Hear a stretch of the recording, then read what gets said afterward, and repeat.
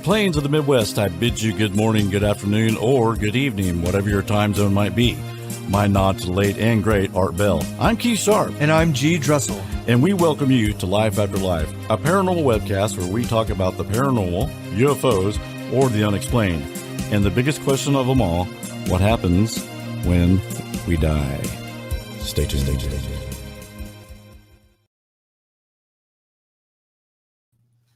What's going on? And everything. What's going on? Everything. Here, Hang on. it's my fault. I will take the blame for this. Yeah.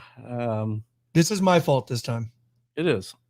We're blaming Garrett. Good evening. Good evening. Yes, we're back. Hi, Mona. God, this was stressful today. Mona's in here. Yeah, you know why Mona's here because it's a true crime. She doesn't care about our paranormal business, Hi, Susan. does she?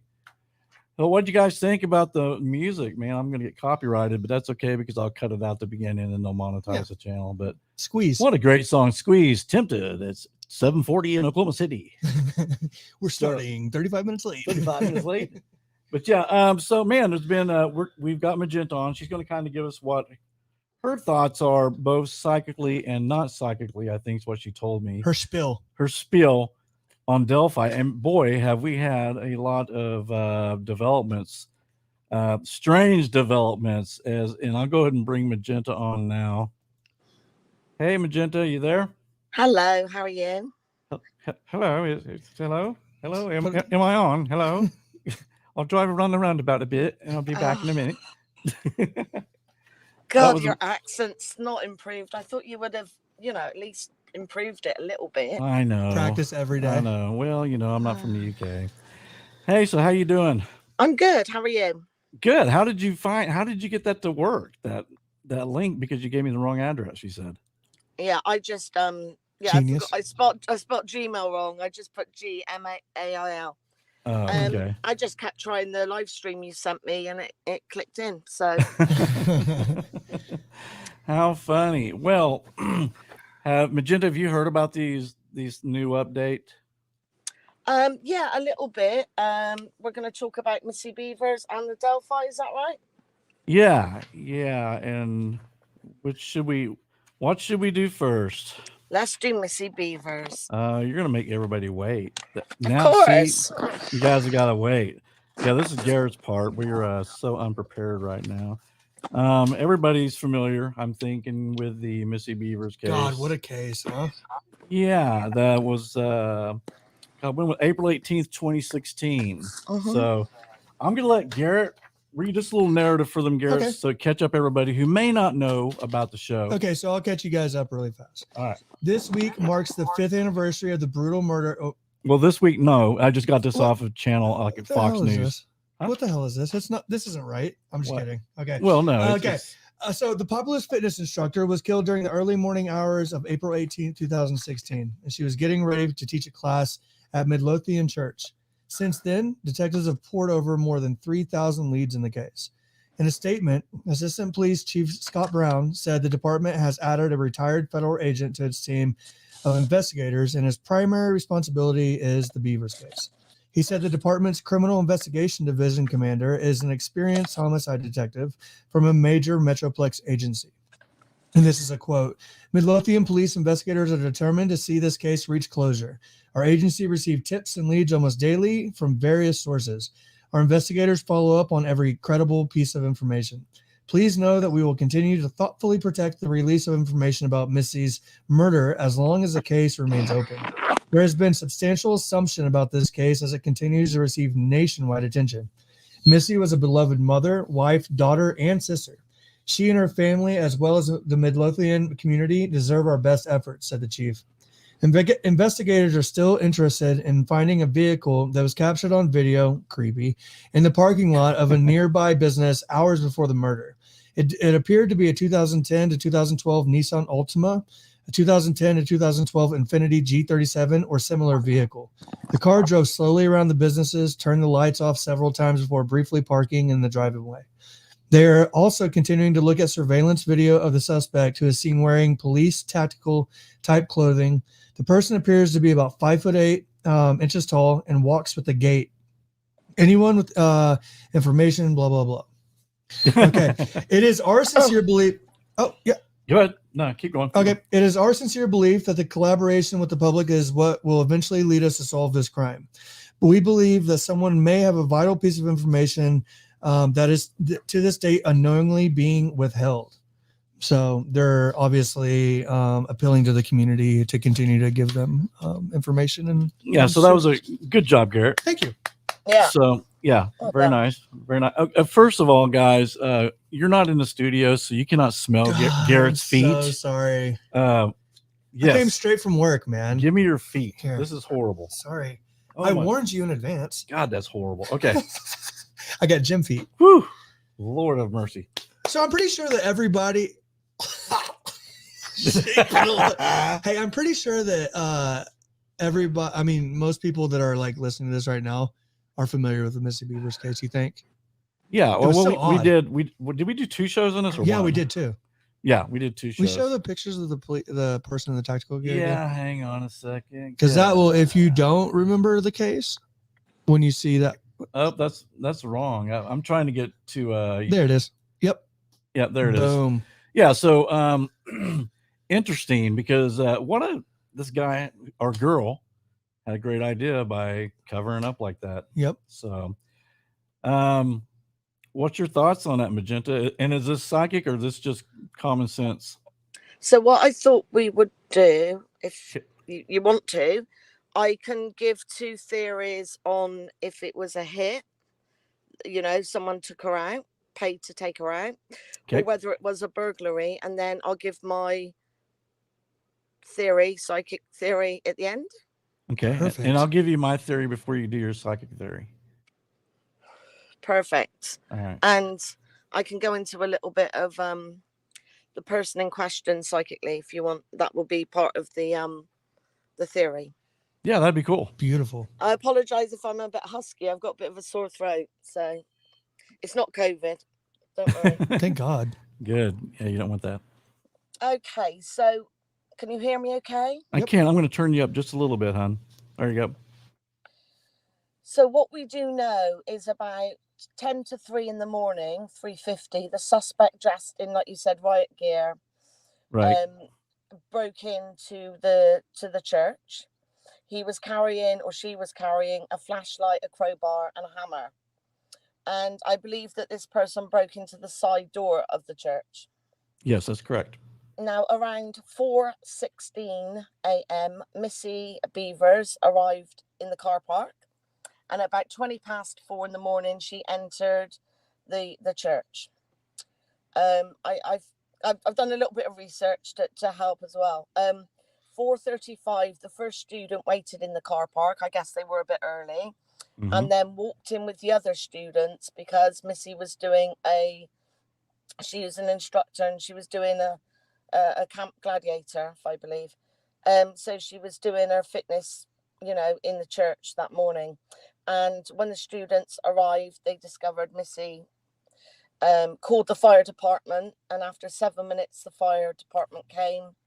10 minutes, the police came and the paramedics that unfortunately pronounced Missy Beevers, had passed away. So I'm going to go into a couple of theories, if that's okay. Absolutely. Yep. Let me just put my iPad up a bit closer. Now, as a side note for your viewers, the CCTV cameras outside were not working. Only the cameras inside. I don't think there was a burglar alarm because no calls went through to the police department. No, and that brings up an interesting theory. Just remind me when you get done. Yeah, and also the confrontation was not caught on CCTV camera. Another side note about the husband. I believe he did have an alibi.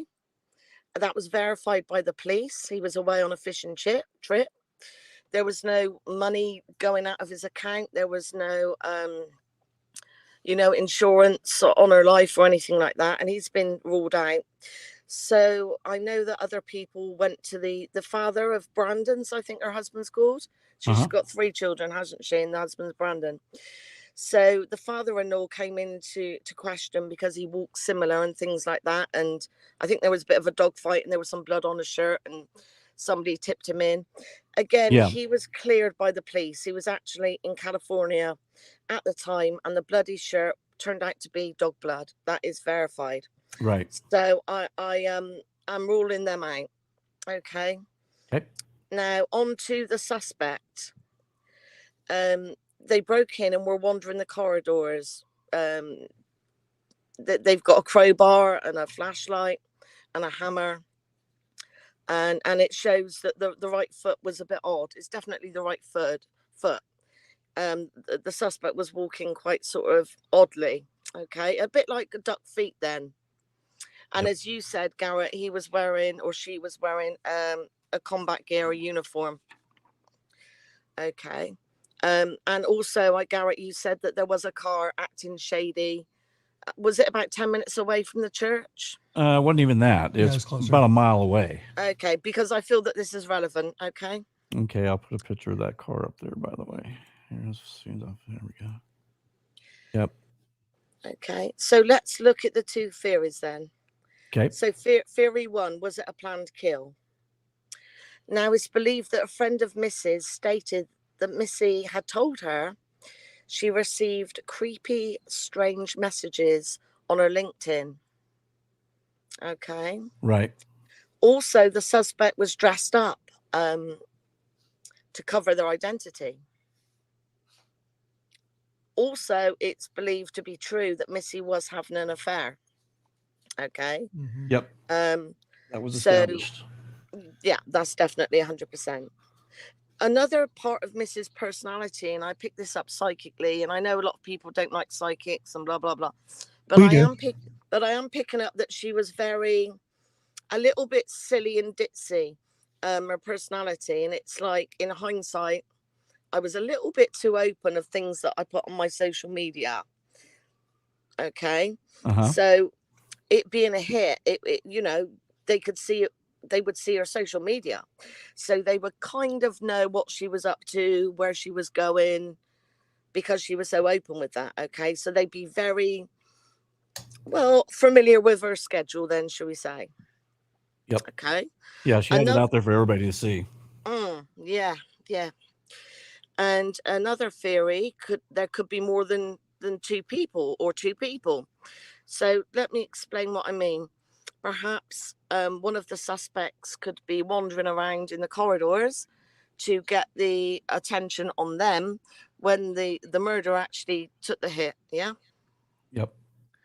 You see what I mean? They're wandering around, the police like, oh, let's zoom into this person when somebody else could be doing the crime. So that's really important as well. And as I said, it could be a hit from a jealous lady, you know, perhaps she was having an affair and this woman got jealous and tried to take her out.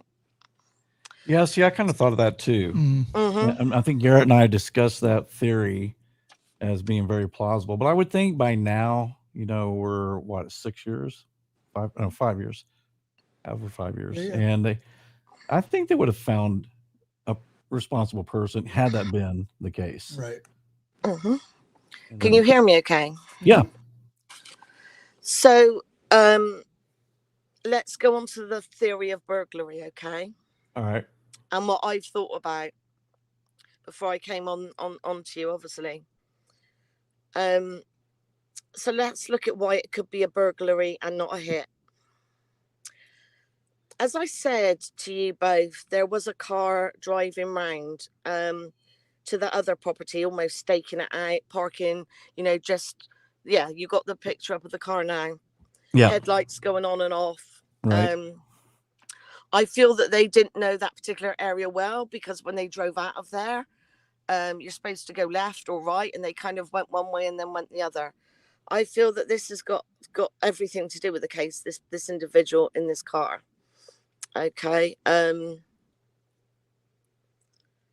So that to me is, so if you were going to do a hit or asked to do a hit or take out Missy Beevers, I don't think you'd make yourself so obvious with weird behavior, i.e. driving around to another store beforehand. I think it would draw too much attention. Yeah. So, I mean, possibility is, which I was thinking about, whoever went to the church, they broke the windows first, then they left. And so a theory is that this guy in this white car, I guess it's white, broke the windows, drove down the street to see if any police showed up, in case there was an alarm system, and he didn't see them, and then he went back. Right. Yeah. Also, something that I kind of picked up myself was the crime was at the start of the week. Is that right? Was it on the Monday? I believe it was a Monday.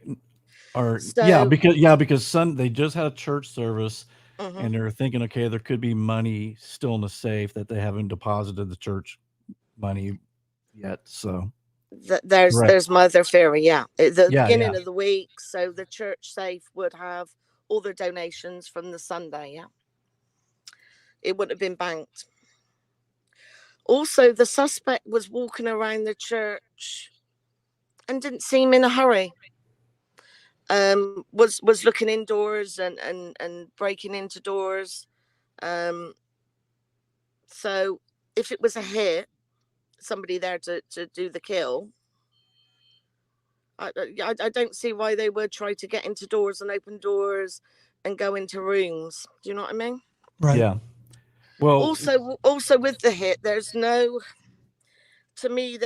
motive apart from the infidelity part. Or some crazed stalker of Mrs.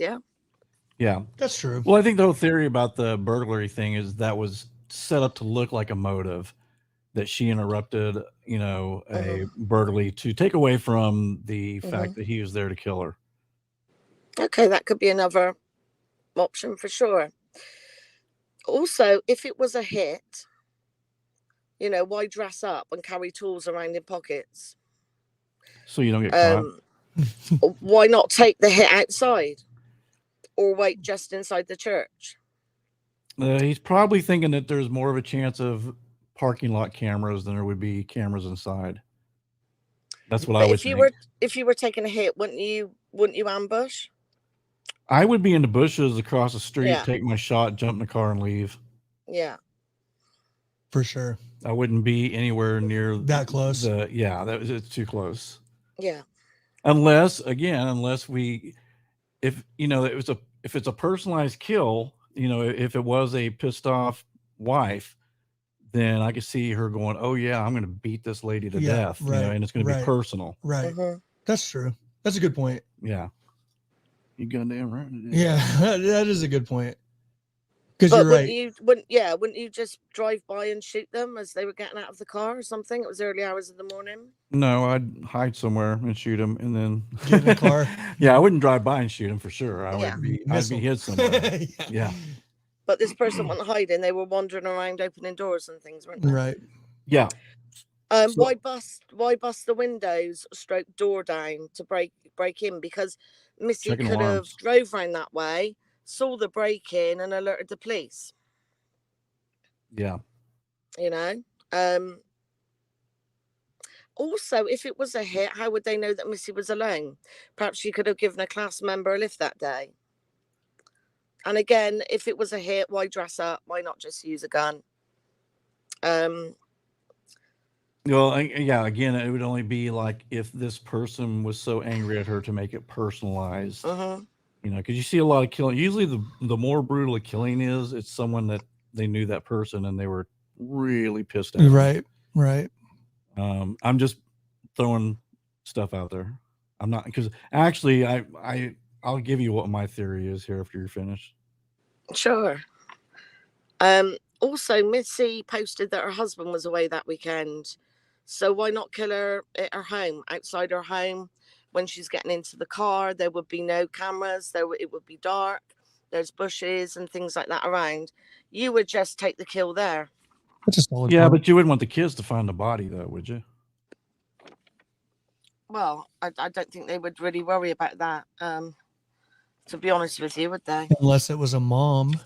Well, if I was going to kill know what I mean? Yeah, if I was going to kill my wife, I wouldn't want my kids to find the body. I mean, Not that I'd ever do that. I'm just Yeah. saying, if you think about it, like you're mad at the wife, you love your kids, and you don't want your kids to Well, find that's something that traumatic. That's assuming that Brandon Beevers did it, though. That's assuming, and I don't think he had anything to do with it. Now, on the other hand, though, if it was a female, because if you look at our Missy Beevers videos, a lot of people were like, "Hey, it's a female. It's a female. It's a female." Is that according to one of the theories we talked about then, it is a mad maybe wife to somebody that she was with. Maybe those motherly instincts wouldn't want her, or would disallow her to do that, right? So, right. So yeah, I get that. Yeah, there's a valid point though. Yeah. I mean, if it's a hit, you want that murder to be away from your home, right. Away from the home. Yeah, maybe, because then I think there's more speculation towards some, like the husband, if she's killed at home. Okay, well, my wife's going to be coming out at this certain time, blah, blah. So that's what I would think. But the husband gave Missy Beevers a gun to protect herself, which I believe she left in the car. So if you're a husband trying to get a hit on her, I wouldn't really give her a gun. True. Right. Valid point. Right. So we're all just ruling out the father-in-law. I am. And what about the husband? We're ruling the husband out as well. I am. Yeah. I totally agree. Yeah. I totally turn. I don't know if some of you guys who've been around the show for a while. I had a theory, and I've totally changed my mind on it now. That's what Mona was just saying in the chat, that she changed her mind. I totally changed. Yeah, I mean, Gumshoe detective. He devoted his life to this crime, and he was trying. Remember, he called in. He's trying to convince us this wasn't a hit. This is a robbery, and we were both like, "No way, man." Yeah. No way. Well, that's what Mona actually mentioned in the chat. Is like the person was just too nonchalant walking around. Yeah. Normally, you're gonna do like a smash and grab. You know what I mean? Yeah, exactly, and that's what I was going to say. That when someone's robbing something, you don't want to stick around for 5, 10, 15, 20 minutes. Feel the walls while you're walking. You want to get in there, grab what you need, and get the hell out. Well, one of the things I was thinking about, because Magenta said, about this person just kind of like chilling out and walking around. I mean, it kind of does take a psychopath to pull this off, though. Yeah. And a psychopath wouldn't be alarmed by the situation that they're in. You know what I mean? Like you and I, or Magenta, right, would be like freaking out, like, but like it's almost like a psychopath is just walking through the halls, just chilling out, breaking some windows. Well, I mean, anybody who's who's going to take someone's hitman or anybody who's going to take someone's life, they're going to there's something wrong with them. Yeah, I mean, he could have been on drugs for all we know, he or she. Yeah. Could have been on meth. I would doubt that comes into it on my theory. Yeah. Okay. Yeah. So do you want to give your theory what happened, or do you have any more background that you'd like to share with everybody first, or? No, that's fine. So my theory, we'll call it theory, is it was a burglary. It was not the place intended. Remember you put up that picture of that car that was staking an area not far down the road? Yes. That was the intended place. Yep. And this was like, this guy was like on drugs. He needed something. This was just by chance. I'm going to go there. No one's going to be there at this time. Again, knowing that there'll probably be some money in a safe. And contrary to what people think, doing my research, there was things taken. And I feel that they were just like, I've got all the time in the world. No one's going to be here. I'm going to have a good look around. If you were doing a hit, you wouldn't take a torch, a hammer. Do you know what I mean? You would take something with more, like a knife or something like that if you don't have a gun. So I believe, personally, and I could be wrong, nothing's right until it's proven, but it's my theory that it was a burglary. It was not the place intended. I go back to the car looking around that other building. I feel that this was a male between any time between 25, 40 at the time. I would say that the male was bald, had a bald head, or bald at the front, or now, shaven hair. Is this the psychic part of you, or is this okay? And this person was Caucasian. I'm picking up with this person. He had like a big nose. I know it sounds odd, but it's like a big hook nose. Okay. I feel that it's almost like the police have got the wrong car, because I'm getting silver and I'm getting 4-door. Well, and I think the car could be silver. I think it was silver, wasn't it?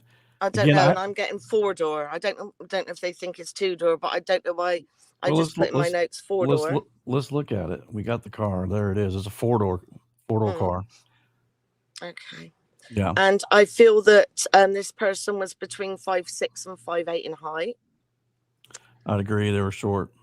I feel that this person on the right leg or foot had a disformation, either a brace due to a disformation or a prosthetic leg or ankle. Hence the walk. It's definitely on the right leg. Yep. Their car would have had a handicap badge on the car, on the license plate. And I'm getting Texas. Yeah, so I don't know whether he's from Texas.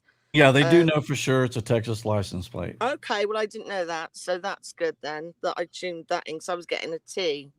And then I thought Missy Beevers lives in Texas. Okay. Yeah. I feel that they could have moved. I feel that they are now using either a stick or a wheelchair. In other words, this prosthetic leg or from the knee downwards or ankle, it's not something that's going to get better. It's not a temporary condition, okay? Okay.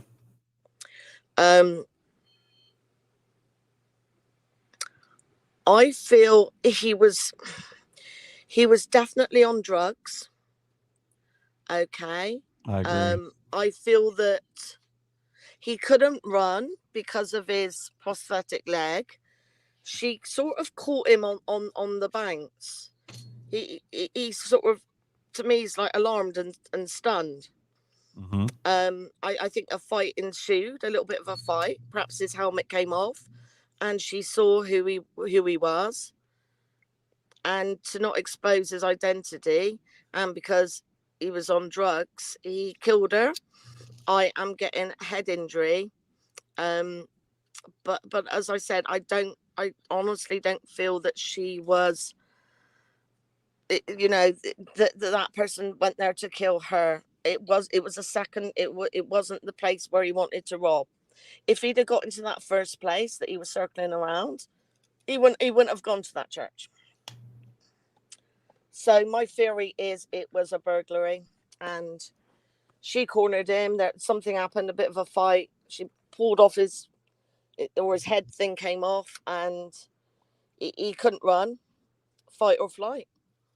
Now there's a report that the guy had that says her death was by gunshot wound. Why am I getting a head then? Was she killed in the head?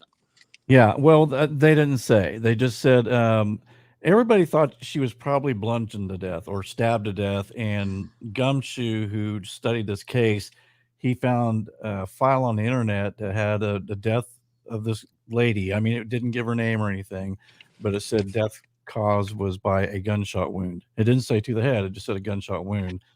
So I would imagine that's something in the head. Yeah, that's probably, he probably shot her in the head, I would imagine. But then you think that, well, no, the guys, I guess the people that got there early, it would have happened already, so they wouldn't have heard a gunshot. Right. Gotcha. Okay, never mind. Interesting. Yeah, go ahead. What's your theories? My theory is pretty much like yours. I think what finally proved it to me is if you watch that surveillance, when he pulls in there, he's casing that place out. Yeah. His lights are off when he pulls in, but as he goes to the back, there's a pickup truck, and all of a sudden his lights go on. He drives, and so he's wondering, is there someone in there? So he's trying not to look suspicious, turns the lights back on, goes back in a circle, and then he parks under a light. And I think at this point, he's sitting there thinking, do I try to get in this place? Is that truck, is somebody in the building? So I think he just sat there and tried to think about whether he actually robbed this place or not. Are you smoking? I hear the lighter. It's bad for you. Magenta? Yeah. I was just joking. I said I heard your lighter, your cigarette lighter. So either that or you're smoking a doobie, one of the two. No, I'm not smoking a doobie.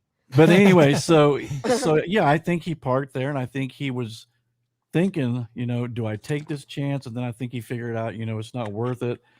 Especially it's a sporting goods store full of guns, which usually if you're in sporting goods stores in the United States that sell weapons, the guys in the back all carry guns. So I think you're right. I think he left. I think he did two things at once. I think he did break the window, and I think he drove away from it to see if the cops showed up, to see if indeed there was a security system. And while he was doing that, he saw the building and thought, hey, this might be a place, and then decided not to, didn't see any police. A soft target. Yeah. And so he goes back to the church and decides to rob the church, and then Missy surprises him. I totally, once I saw him, when I watched that video a little more, he's casing that building. He's like I said, when he sees that truck, all of a sudden he turns his lights on. Yeah. And there's a truck there. Yeah. I'm looking at Garrett telling him, because I don't know if he's ever seen the complete video. Oh, yeah. Yeah. I just wouldn't know of a hitman or someone that wants to murder somebody. What should I take? A knife? No, I'll take a crowbar, a hammer, and a flashlight. You're right. He had all the tools of robbery and not murder. How do you know, though? Huh? How do you guys know? Know what? Get into the mic. No, how do you guys know he didn't have a knife or a gun? Or she? Well, we know he had a gun because he shot Missy. No, but that's what I'm saying, though. I mean, we're assuming that he or she only had a hammer and a crowbar. That's true.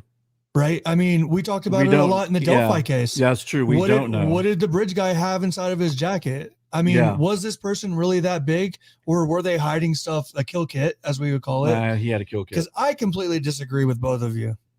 Oh, you think it's a hit? I absolutely okay. do. So I mean, how many Magenta? We come from a place in America where we encounter. How should I say this? It is the Bible Belt, but there's a lot of meth heads. Okay.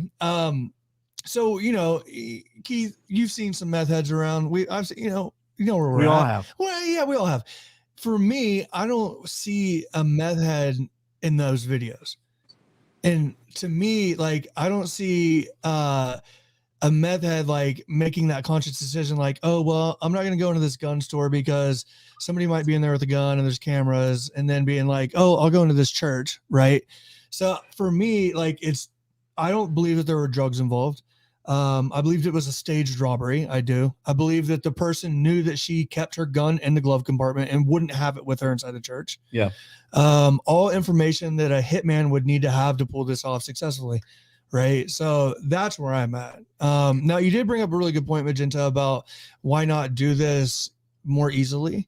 I talked about it on the last episode with Missy Beevers. If it's not the father-in-law, then it was somebody acting like the father-in-law. I mean, the odds of like both of them being out of town, both with solid alibis. And I'm not trying to say Brandon Beavers had something to do with it. I do believe he did. But the fact that they were both out of town, they both have alibis, there's no money, that to me shows a sign of a hit and a well-orchestrated plan, not an actor that's on meth and like acting impulsively. I just don't think they'd be strolling around for 15 minutes, chilling out inside of a church. Yeah. Well, I mean, if I was going to kill, I mean, would you drive around a sporting goods store that, probably could have cameras? Exactly. Not in 2021.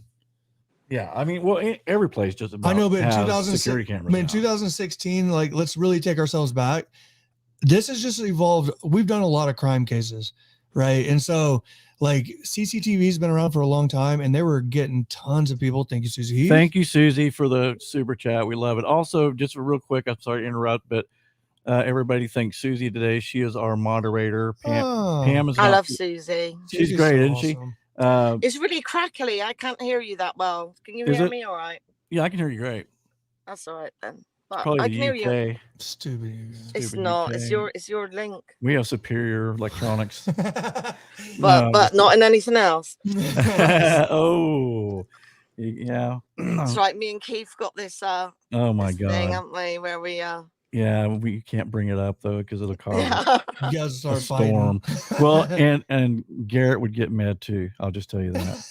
So Garrett probably knows what we're talking about. Yeah, I don't. But anyway, yeah, Keith tries to be like, "Oh, America's better than England," and I'm like, "No, you bow to our queen, mate."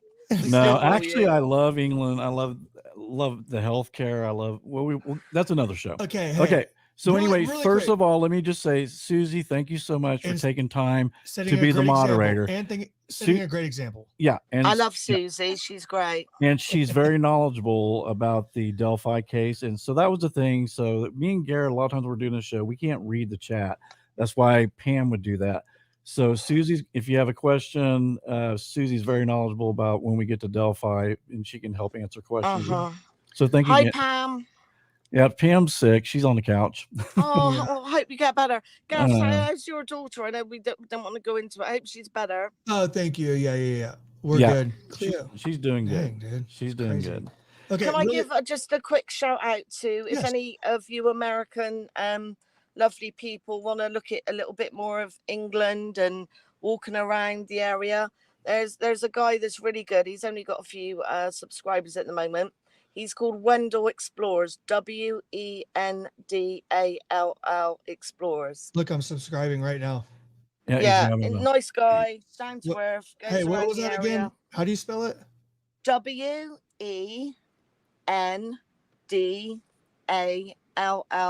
Explorers, Wendell Explorers. Got it. And also, I have to give a shout out to Rod Holt, RODHOLT. Rod Holt. He does a lot on Delphi. He's a new upcoming YouTuber from the UK. So there's a new that'll be representing the UK. There's a new guy from Bristol. Young kid. Yeah. Callie P or Callie D. Yeah. He goes by True Crime Bloke now. True Crime Bloke. Yeah, not Tony, but Anthony Greeno gave him that name. That's funny. Yeah. Nice guy. Yeah, he seems like a good kid. Yeah. But anyway, so Garrett, you got Garrett, I'm sorry, but me and Keith 2-1, you lose. That's fine. You lose. I'll take it. It is an intriguing case, though, and one reason why this really captured us was because, again, we have video evidence of a person that has a very distinct walk. Right? We got a small community. We have CCTV of the car, but yet no freaking killer. Yeah. So I mean, using your psychic ability, Magenta, do you feel this man will ever be apprehended? Or woman? I think so, yeah. I do. Hope. Wait, do they have DNA? I couldn't remember. I don't think they do, right? If they do, they haven't said anything. See, and that's another. And they probably wouldn't even announce that. Oh, by the way, I was also going to point out, I just don't know how many people that are blasted out of their minds on drugs have a police SWAT gear just laying around and they're like, oh, let me zip this up. And blah, yeah, blah, so blah, blah. that's another question for you, like, Magenta. Using your psychic ability, was this guy ever a former law enforcement, or was this a costume? Did you just buy this at a surplus? Oh, he bought it off eBay or something at Mickey Mouse store. Yeah, it wasn't real. It's fake. Okay. Well, because you were going to say something earlier about we need to contact every costume shop in the United States. Well, you were going to mention something earlier. You're like, I'll get back to that. My theory, when we were talking about CCTV and yeah, I already brought it up. What was that? I was about the broken glass. I think he broke the glass just to see if police would come. Oh, that part. Because you have sensors in the glass, and so there was. See, I thought you were gonna throw something like a curveball at me about. Oh no! About some sort of cover up of some sort or something like that. And there's nothing. Yeah, it's actually the bridge guy, I think, who killed Missy Beevers. Absolutely. No. There's no. Yeah, it's just one of those. Man, it's a crazy case. Who done it? Yeah. How long do you think, Magenta, this is going to take to get solved? Well, I'm getting 1/2, so 1 to 2 years. Wow. If the person's still alive, it might be that he's passed. He's not well. Yeah, that's what you were saying. Who for what? Not well. For Beevers? Not just with the false leg or the full. To me, it's like either the ankle or the knee, from the knee downwards. Yeah. See, false prosthetic. Is that what you call it? Yeah. Prosthetic leg. See, Mona mentioned that's how she walked when she had an ankle injury. I've had tons of foot injuries, but my thing is that's how you walk. But I wouldn't if I had a bum leg, I wouldn't probably go through with the hit if I was going to do it that close encounter, right? Yeah, and the thing was, I mean, Missy was in great shape. Mm-hmm. She could have kicked whoever's butt. Right.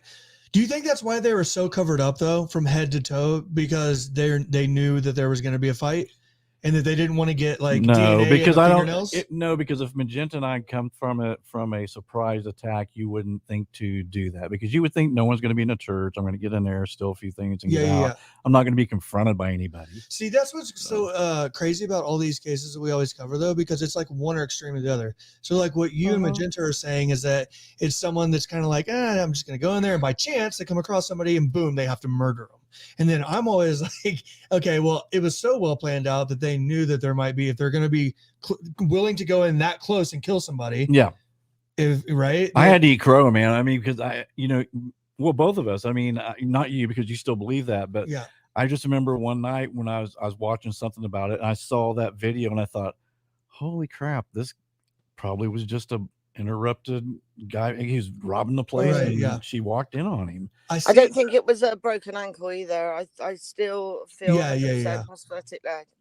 Yeah, he had I'm a therapist, by the way. He had what we call a pelvic tilt, and also what that is when you got certain muscles in your glutes and stuff, and they get weak, and when you stand, your hips kind of go forward. Dude, I'm telling you. Remember, and so the crazy thing was I saw a pelvic tilt with Brandon's father. Yes. Very same I mean, if you see him as they're coming out of wherever the courthouse, and they're talking to him, and notice when he stops, his pelvis goes forward, exactly like the perpetrator. Right. So, but that was the thing. I tried to think, okay, did he really go to California? Did he have someone take a phone that made him look like he's in California?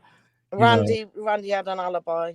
Yeah. But it's always one of those things too, where like the more planned out version that I always like to think about is always typically, unless it's Delphi, like with this scenario, it includes more people. Yeah. Like if you're the father-in-law and you're like, okay, hey, you need to take my phone to California. I'm gonna stay here. Brandon, you're leaving. All of a sudden you're like, there's like 5 people. Now involved. you got and you can't you can't keep a secret. I mean, you got 2 people can barely keep a secret. Yeah. Absolutely. Much less 5. Well, that's what will be interesting about when we talk about Delphi, because I've always thought it was just one person, but I think that you're gonna produce some. You've always thought 2 people. Well, I kind of have, and I went back and forth constantly, but with some of this new development that's came up, then I have changed a bit. Well, I can't wait to hear about it. Yeah. So are we just going to disagree on this? I think we're just going to have to agree to disagree. Okay, I'm fine with that. I'm a peaceful person. So any closing statements, Magenta, on the Missy Beevers? Anything else you want to go over? No, that's what I've said is what I've laid it out for both scenarios, and then I gave what I felt. Right. Perfect. So we got a bald gentleman, big nose, short gentleman. She said something about a hook-shaped nose. Hook-shaped nose. Yeah, he's either bald or he's got shaven hair. And I would imagine he probably got rid of that car pretty fast, I would think. Unless it's definitely a handicap sticker. Oh, I guess after you murder somebody, you're probably going to watch the news. Yeah. Even if you're high on drugs. Oh, yeah. Well, yeah, the police should look for a handicap sticker. Well, probably if he sold the car, but it was definitely on there because I saw it in my mind's eye. Well, and then there's some people that believe that car had absolutely nothing to do with it, because you can't, because you can't prove that the car, showed up at the church. I mean, it could just be like you guys are saying, just a crazy coincidence where you have this mysterious car that has nothing to do with it. Yeah, Hey, Magenta, I got to put a comment up here for you. Doug D says Magenta is a babe. Oh, thank you, Doug D. You wouldn't think it at the moment. How can you tell, Doug? You can't see her. Yeah. Hey, I was gonna say really quick. Okay. Yeah. Let me throw this out there. Last thing. So and if any of you guys want to do this, I don't have the time to do it. I would like to have a percentage of the revenue you make off of this wonderful idea I'm about to tell you. Okay. So one thing I do with little babies, don't want to sleep. Charles. I throw them in the car, put on some good music, get the heat going, and I just peruse around the community. Okay. You know what? Sometimes can be 2:00 in the morning, right? Dude, about 1 million parents already know that. Okay. So here's my invention. Okay. Is I want to get like a bottle you know, like a bottle of baby drinks out of. Yeah. That has a little LED light in it. You know, the pizza delivery guys, how they have that thing on top? Yeah. I want to have a bottle on top of my car so people know when I'm driving around late at night, creeping you out, don't worry. Oh, he's got the bottle on top of his car. He's driving his baby around. Oh, I thought you were going to say that you were going to hire yourself. I'll drive your baby. No, around. I do not want to drive any more babies around ever. But to my point, the reason why I'm saying this is A, that's an amazing invention. Okay. Yeah. But B, this car could, like you said, just be somebody. You have a wonderful back. You have a wonderful back, Magenta. Back to my point. That's what you're saying. Yeah. Hey, How come you want to show your face? How come you want to show your face? It's not like I don't want to show my face, but there's a lot of wackos on there, on these places, on these YouTube things. True. Yeah. I had one the other day. I'm not going to say who. I was in a chat room and they got a little bit, and I was like, nah, don't think so. And doing my readings as well. I had pictures of myself on there. Oh, and like I'd be doing a reading and they're like, do you want a date? And I'm like, nah, thanks. Wow. You're like, I already knew I didn't want to date you. I'm like, I'm here to give you a reading, mate, not date you. And sometimes they were women, sometimes they were men, you know, lovely, very flattered, but not interested. Right. And I'm there to read. So I had a couple of odd ones that kept ringing me all the time. And I was like, no, you keep asking me out. It's getting really awkward. Trying to be professional. You have a lovely back, I'll say. And you really know how to braid your hair well. Yeah. Coming from a guy that has 3 daughters. Okay, so but last thing, do you get my point? It's like this car could have been a poor parent that's like just driving the damn baby around at 3 o'clock in the morning. So I get it. We can't tie the car to the crime scene. We can't tell if it's a man or a woman. It could have been well thought out, it could have been impulsive. So there it lies. There we go. We'll see if me and Keith prove you wrong, Garrett. Hey, Delta. And we will. Delta's on here. I love that Delta's on here. Delta, hello. Brings back memories. Hi. Thank you, Charles, for yes, Delta. Yes. Brings back memories of myself driving around trying to get a signal to be on the show. Hey, so I'll get a little light up baby bottle or a light up binky, and you put it on top of there, and that way people know. Because I'm always like driving around, and these people are like, "Why does this dude keep coming around our house?" No, it's actually, you know what? It's a good idea because because a lot of people would carry around here, bro. I'm telling you, they call the police, or they'll just shoot your ass in Oklahoma. Yeah. All right. Okay. So moving on very quickly, you want about the summer wells. I'm not going to go into it too much because it's minor. We can talk summer wells. I've got a theory on that too. Now that I've changed a million times, and lots of people get really angry with people with like psychics. And look, I'm not here to accuse anyone. I don't want any bad blood. I'm just going through theories. Yeah. You're good to go on this channel. You're fine. Yeah, but you know what I mean? They're like, and do you know what? There's a lot of psychics that are rubbish. I see them on YouTube. I'm like, they're about as psychic as a packet of chips, you know? We don't have rubbish psychics on here, so. So with Summer Wells, I've got to say it. I've got to say it. God, I hope I'm wrong. That's the thing. I hate saying things.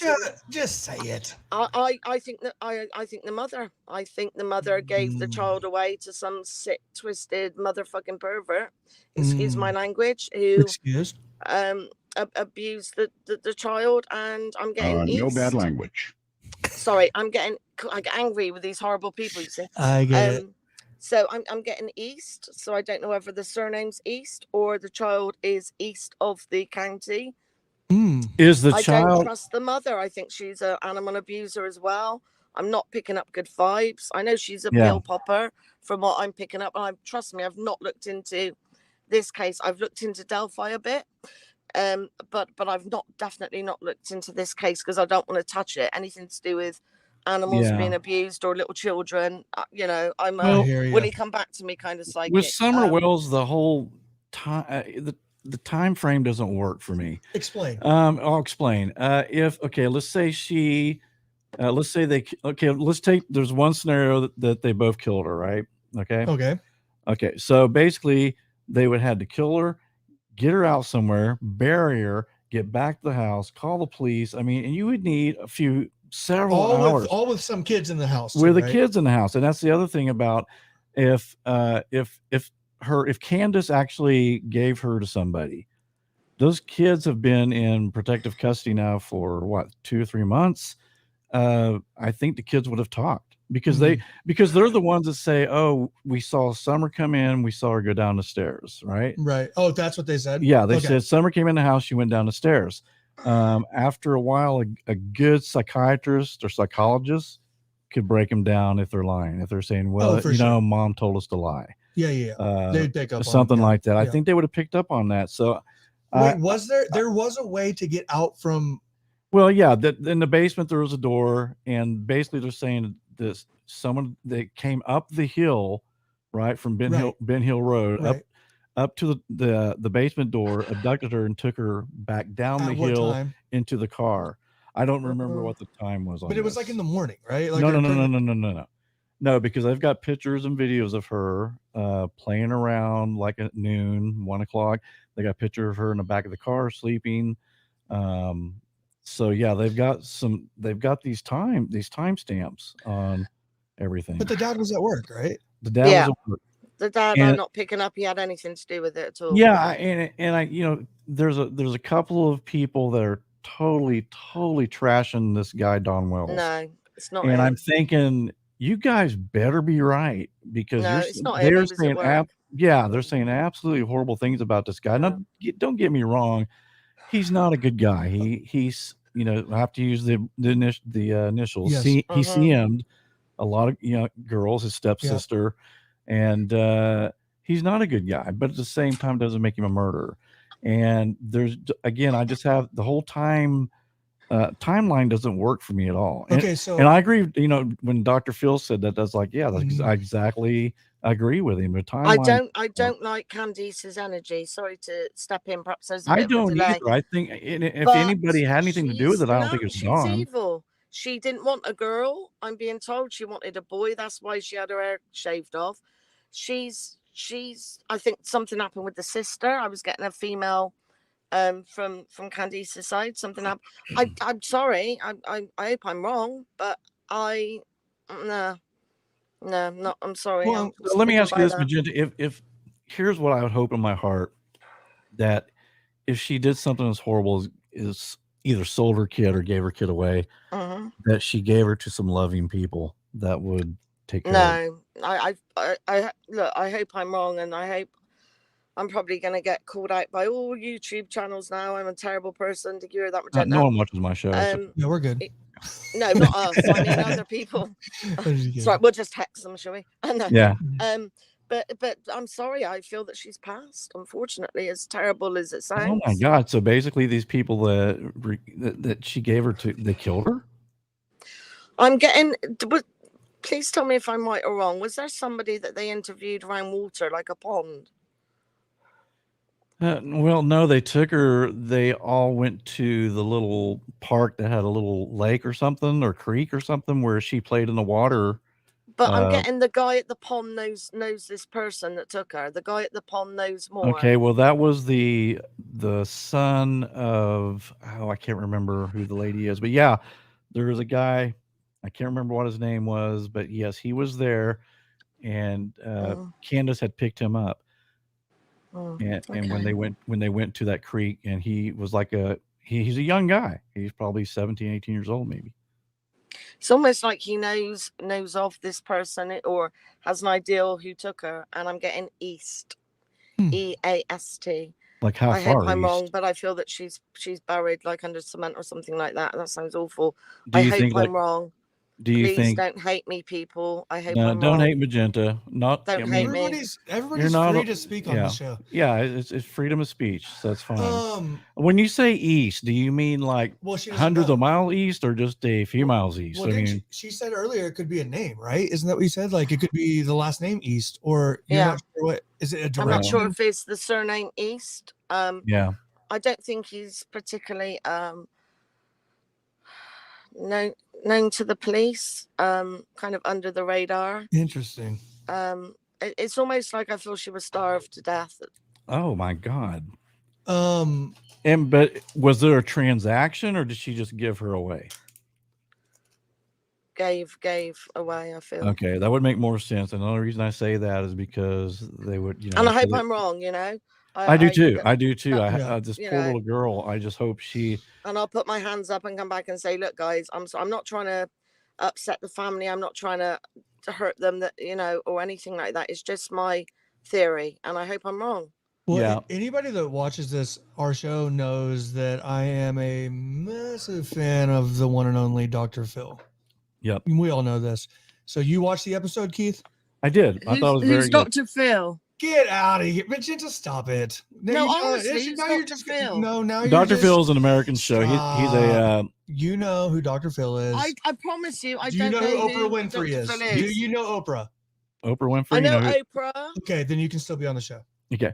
Yeah, Oprah Winfrey. Dr. Phil was a good friend of her. He's basically, is he a psychologist? He's like a forensic, psychologist. Yeah, so like he's got, psychiatrist. he has an MD or PhD. I'm sure he does. I don't know. He's just awesome. Okay. Well, he's Dr. Phil. He's Dr. freaking Phil. He basically he calls people on to have all these problems, and he has that big Texas jaw, so he talks a lot like this when he's talking to people. It's like throwing Jello at a wall, seeing what sticks. Well, no, so but now this time frame just doesn't add up for me. Here's what I love about Dr. Phil, though, is his team is awesome, right? And he also is like a great interview. Like he gives a great interview. He does. He can ask really tough questions. So the reason why I'm bringing this up, Magenta, and I am flabbergasted that you don't know Dr. Phil, is that he's in England.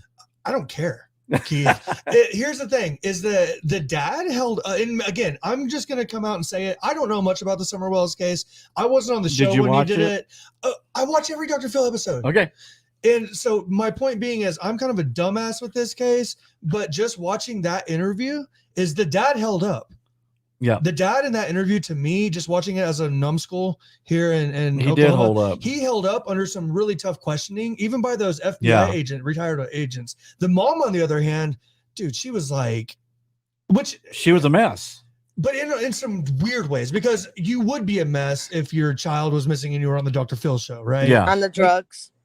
Well, yeah. I totally, yeah. I mean, okay, bottom line, let's just say if she wasn't on drugs, given her situation, her kid's missing, she's on Dr. Phil, you'd be freaking out as a mother, right? Oh, yeah. But there were some points during the show where she was freaking out in just bizarre ways, right? And so some telling signs where she wasn't being completely honest. So, there are. And I mean, and not that she's a murderer. I've kind of, and that's crossed my mind, is that maybe she did something with her, because Don seems, I mean, he seems pretty he's garbage because of what he did, but he seems sincere, and he's like, what the hell happened? Like, he's like, well, and I've asked him many times, do you think Candace had to do anything with this? And of course he's going to say no. He doesn't want his wife. Yeah, he got happy wife, happy life. Yeah, believe me. But when it comes to someone hurting my kid, that goes out the window. It does, and I generally think that he believes that she had nothing to do with it. Yeah, well, I do too. Yeah, they're just kind of dumbasses too. Yeah, I hate to be that. Yeah, you know what I'm saying? Well, they're not the brightest people. So he's probably not picking up on these things that Dr. Phil. We'd be curious to see what he thought after watching the show, because he really did. Yeah, I mean, at first I did agree with a lot of there's like two YouTubers that I know of right now. I'm not going to say their names, but this one guy especially spends every night just slandering this guy. I couldn't slandering. First of all, I'm watching this going, man, you better be right. Yeah, you better be right, because you're gonna you just lost all your credibility. Right. And then there's another guy that's kind of high. He's kind of high profile, and he's kind of the same way. And it's like, man, all your credibility is gonna go down the toilet if they find out that this girl was abducted, or that Candace did do something with Summer. So did they bring out the dogs for the search? They did, and they said that the dog, it went down that little trail and it ended at the road. So, which would mean, there could have been a waiting car. I have to say now, it was an abduction, or it was, like she said, Candace handing this girl. Maybe they were down the road, Candace handed her off. But again, the only problem I would have that with the boys would know, unless she came in the house, went down there, and then out the other way. But wouldn't Grandma know? Wouldn't Grandma know? But Grandma would have saw it, maybe. How would Grandma? Although Grandma did, Grandma did go back in a trailer. So I think Grandma was petrified of Candice, like everybody is around her. That's what I'm told. Yeah. So I have to say, between the two, I agree with Magenta. I think that it was probably Candace has something to do with it. I just don't think Dawn. I just don't think did. He seems like he, if you did that, you would stay off social media, right? Because you wouldn't want to accidentally trip up on something you say. Right. But you and I could call him right now, and he would come on the show. Yeah, right. I mean, he's that kind of guy. Yeah. So anyway, we better move on to Delphi before we lose everybody. Yeah, let's go to Delphi. So okay, let's just talk about a few things. Yeah. Wait, Magenta, can I take a deep breath before we get into? He's going to meditate for a minute. I do want to show this case, man. Go and have a wee or whatever you're doing. I don't need to have a wee. No. We do that. We just get up and walk off. That's all we do. So I'm going to share something here real quick. This ought to go really well. Yeah, it will. This is the press conference that basically has blown everybody away. And so we're going to, play that right now, I believe. Okay. Let me know if you guys can see that. Just put a number 1 in the chat box. My name is Sergeant Jeremy Piers, the Public Information Officer with Indiana State Police out of Lafayette Post. While investigating the murders of Abigail Williams and Liberty German, detectives with the Carroll County Sheriff's Office and the Indiana State Police have uncovered an online profile named Anthony Schatz. This profile was being used from 2016 to 2017 on social media applications, including but not limited to Snapchat and Instagram. The fictitious Anthony Schatz profile used images of a known male model and portrayed himself as being extremely wealthy and owning numerous sports cars. The creator of the fictitious profile used this information while communicating with juvenile females to solicit nude images, obtain their address, and attempt to meet with them. Pictured on your screen, you'll see images of the known male model and images of the fictitious profile sent to the underage females. We have already identified the male in these images that were used by Anthony Schatz. The male in the photo is not the person of interest in the investigation. Detectives are seeking information about the person who created the Anthony Schatz profile. Investigators would like any individual who communicated, met, or attempted to meet the Anthony Schatz profile to contact law enforcement by utilizing the tip email, Abby and Libby Tip at cacoshrf.com. Please provide as much information as you possibly can. For example, when you communicated with Anthony Schatz, how you communicated with the profile, what social media applications the account used, and if Anthony Schatz attempted to meet you or obtain your address. If you have saved images or conversations with Anthony Schatz profile, please attach them to your email. Again, if you have any information, please contact law enforcement by utilizing the tip email, Abby and Libby Tip at cacoshrf.com. Thank you. And there you have it. What? Yeah, so that was have you not watched that, Garrett? Listen, I've been so busy. I don't care. That's why I was excited. You got a YouTube show to do. I know. Whoa. Host hang on a of second. Crime Sorry Weekly about that. podcast. He's also been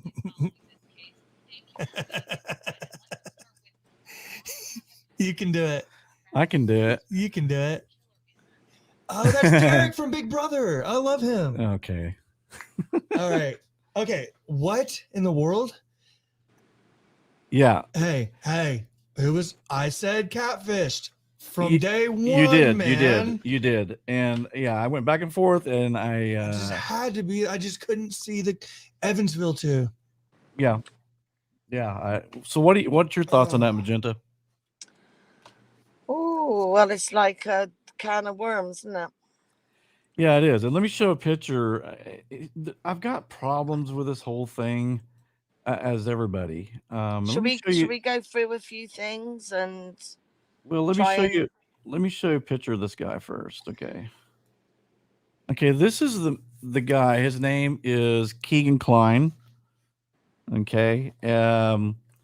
He's been in police custody for, I guess, a couple of years. I think 2019 is when they took him in custody for having CP in possession. He's got over, I want to say, 40 charges of CP.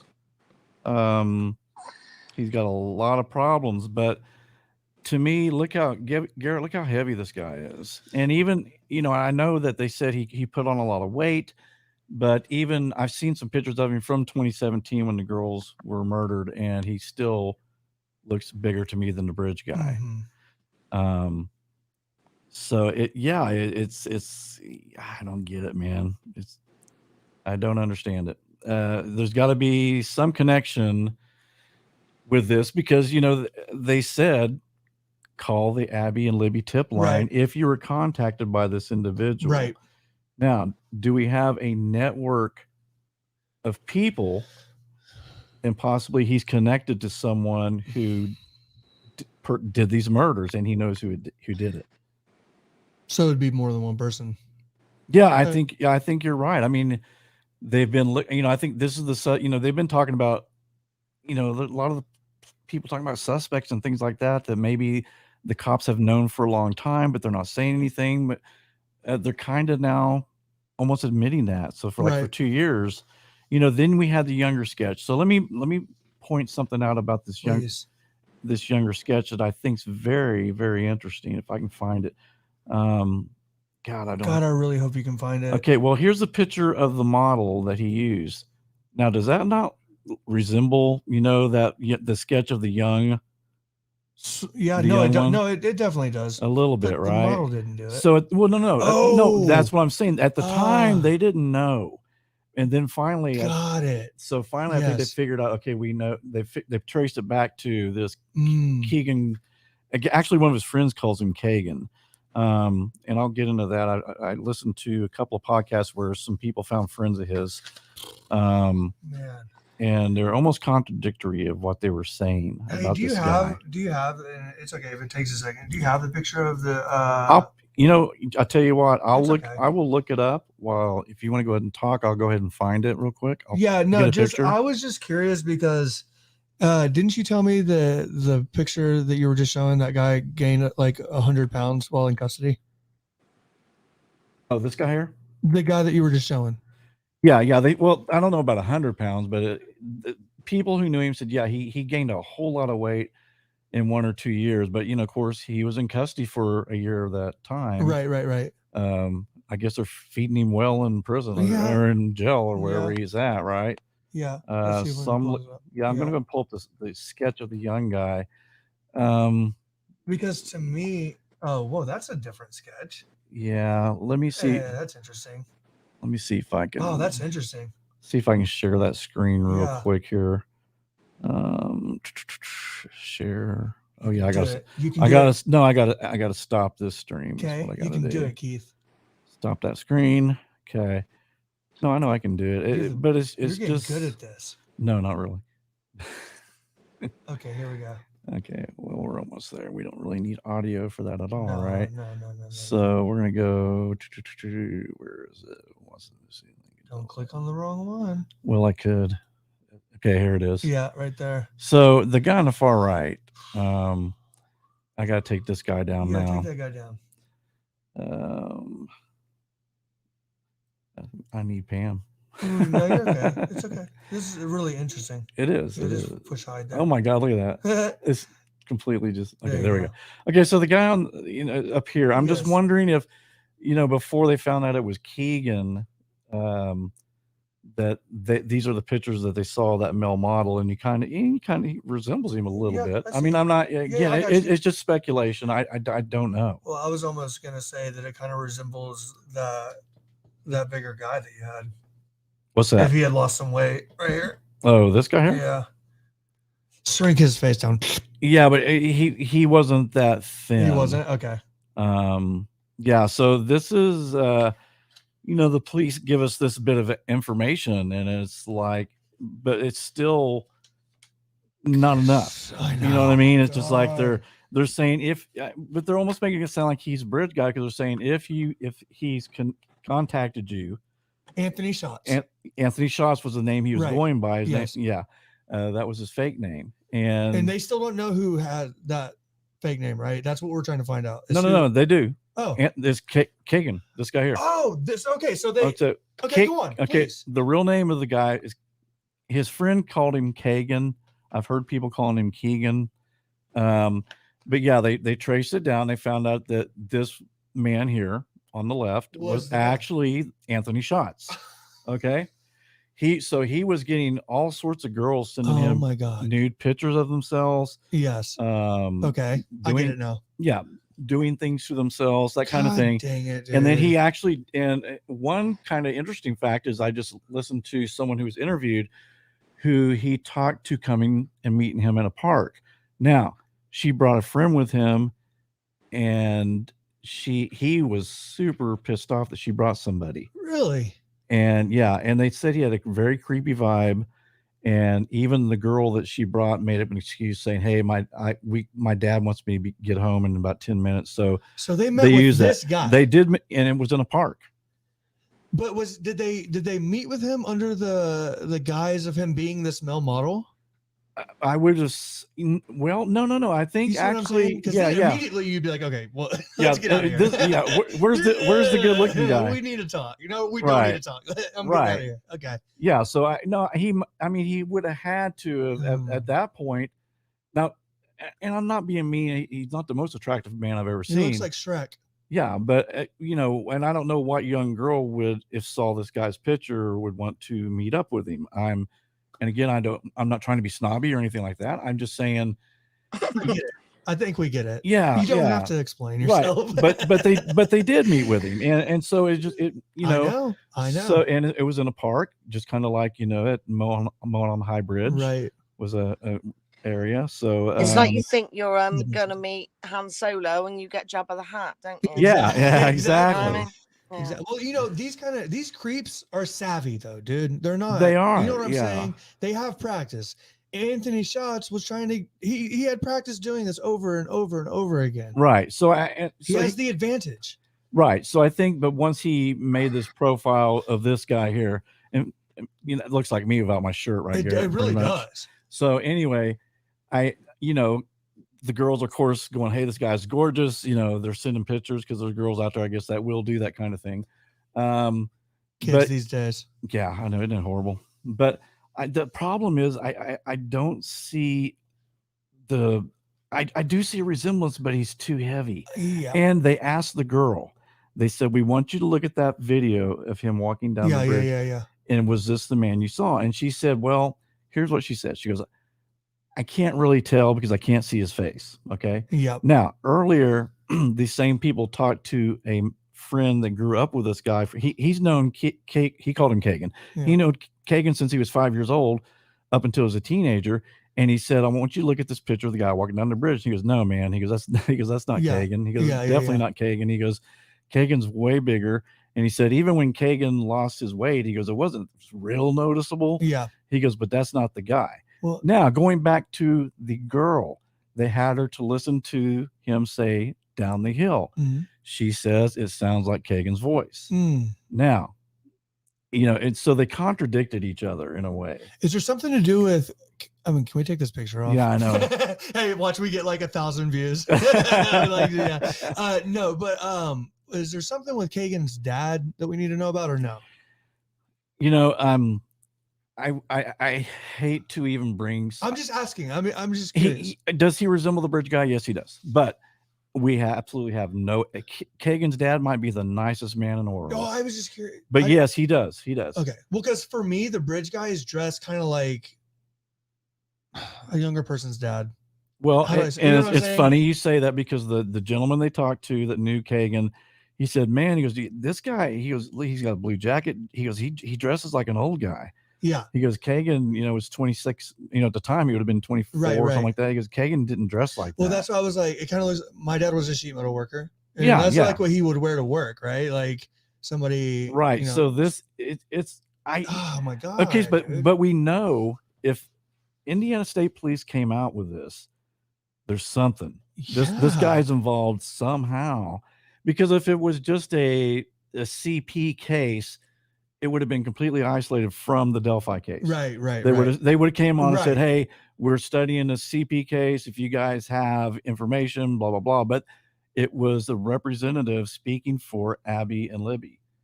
So in the rumors are going around that maybe there was a network of people that this guy knew that he set up. He would set them up with people.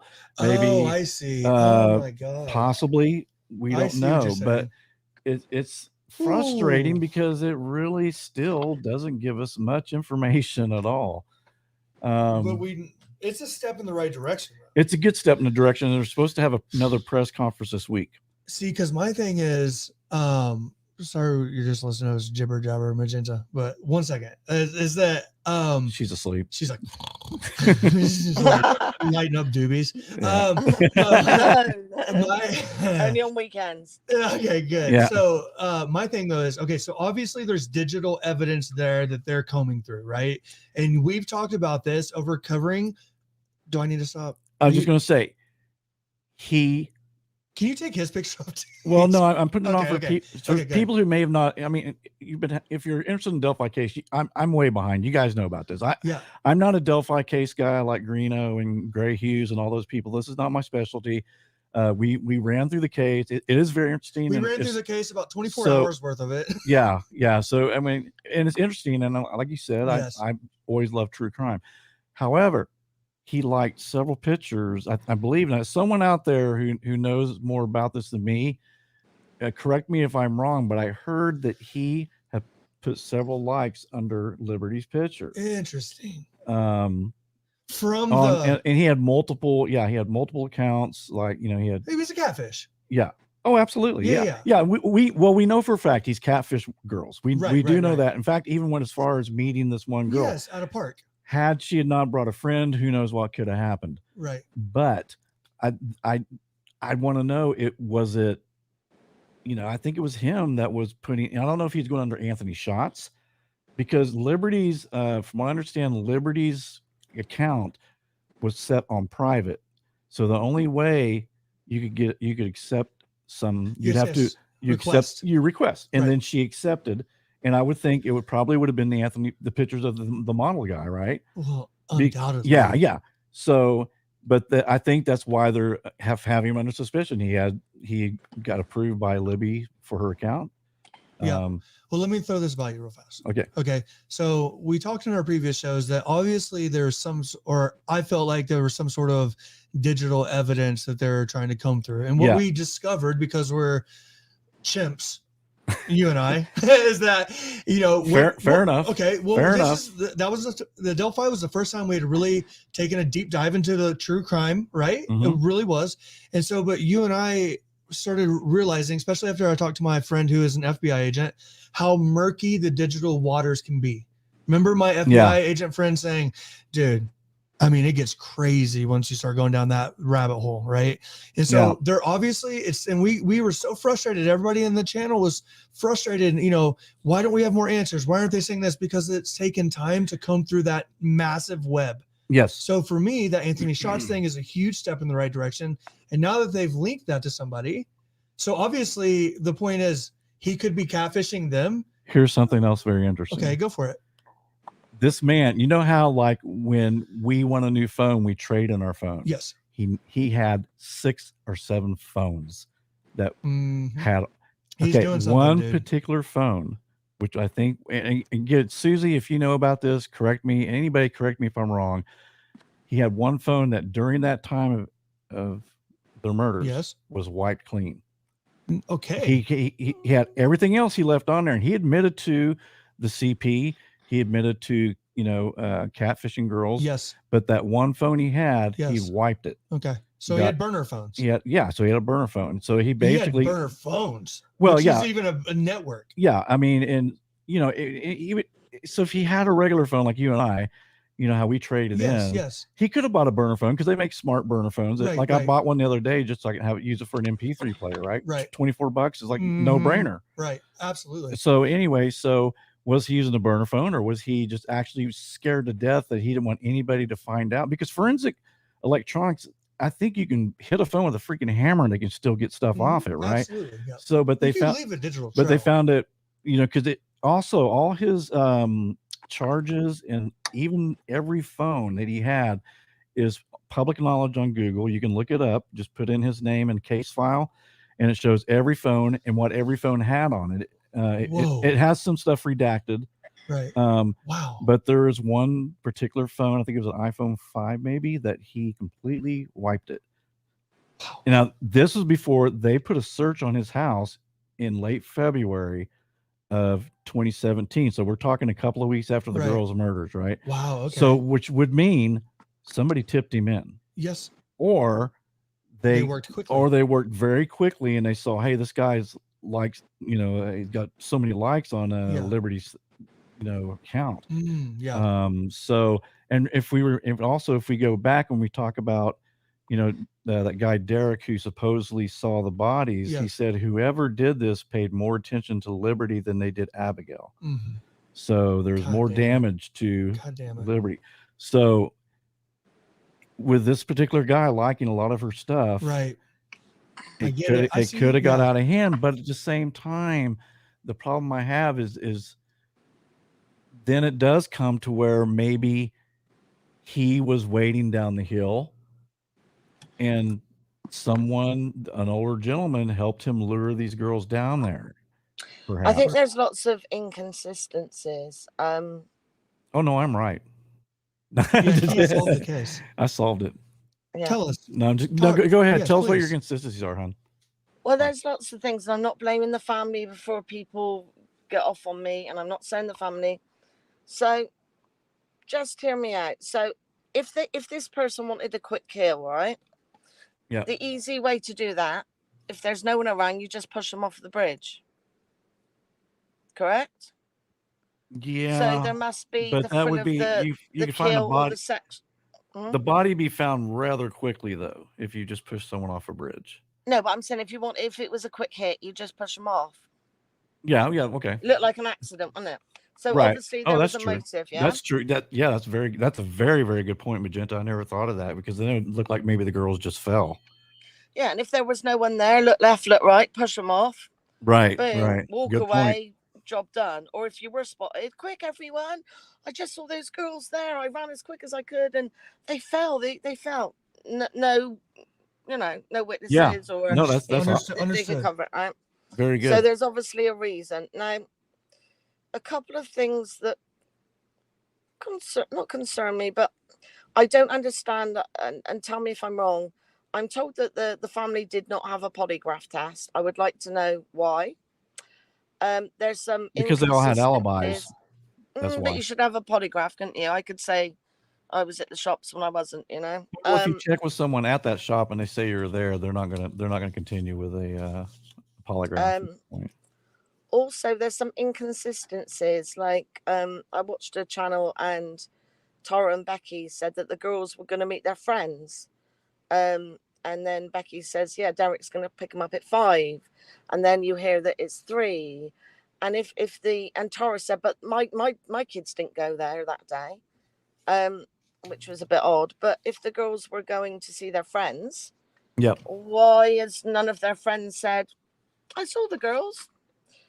There was supposed to be about 70 people there at one time or another. Nobody saw the girls. I find that a bit odd. I was know there that many people there? Searched in a canoe upstream, but I would have thought you would have gone downstream. I know that Mike and Cody set up a GoFundMe quite quickly. The phone, like you said, was set to factory settings a week before.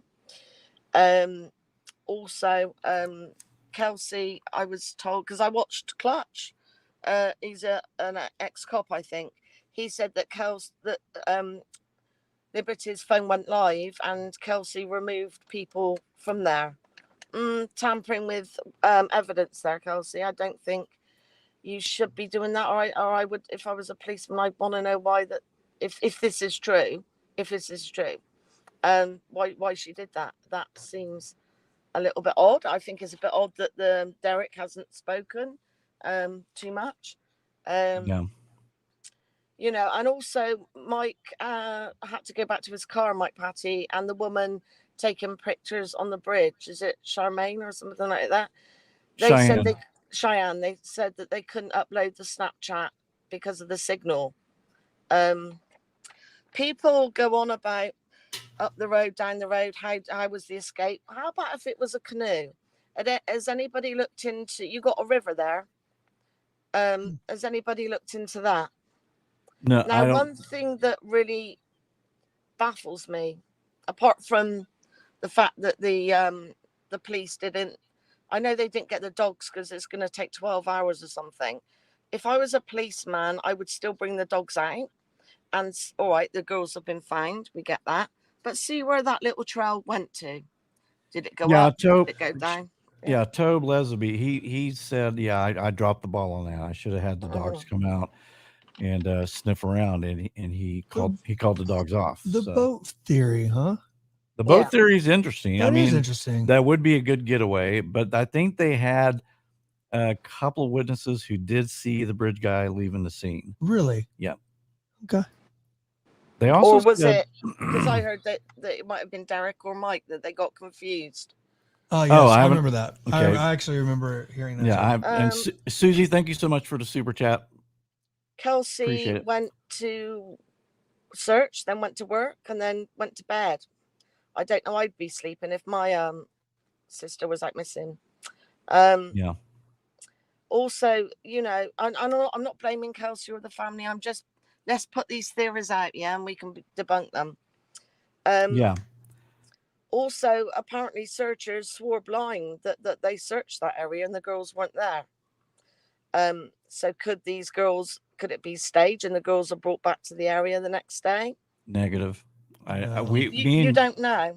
Well, I don't think so, because Garrett and I went through this on the second show we did.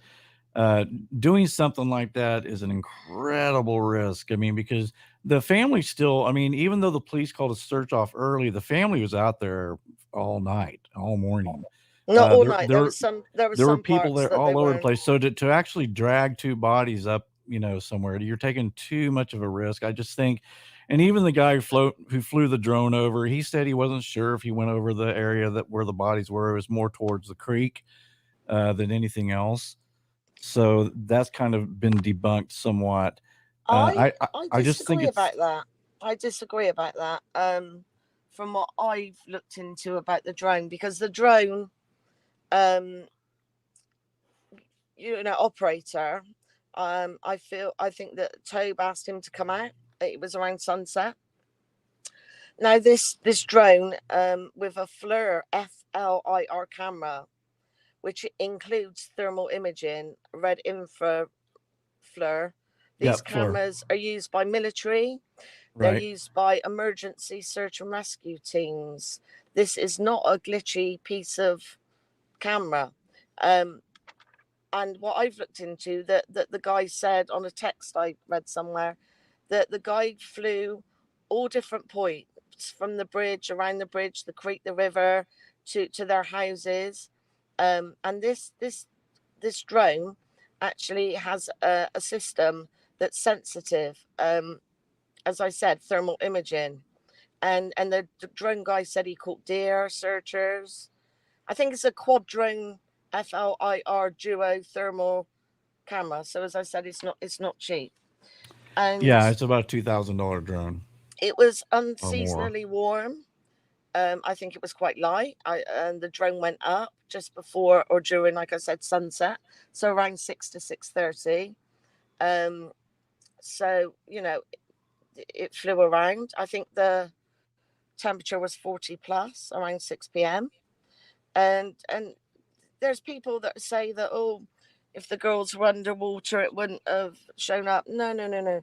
Thermal measurement has a thermal accuracy of about 5 degrees plus or minus. Mm-hmm. So it's really accurate. So if the girls, the body temperature is about, I think it's 1 Celsius per hour on average. So the drone would have picked them up. I think bodies can delay.